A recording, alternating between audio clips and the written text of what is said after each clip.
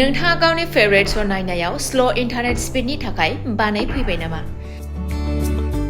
गोजोननि नोगोर क'क्राझाराव नोंथांमोननि थाखाय आर'नाइ टेक्न'लजिसआ लाबोदों high speed fibre optic broadband plans.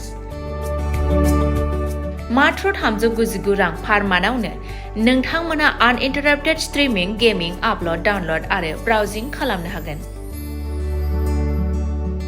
आबुङै मिथिनो थाखाय गाहायाव होनाय वेबसाइटआव नायनो हागोन आरो नैबे जानबुं नम्बराव जगाजग खालामनो हागोन।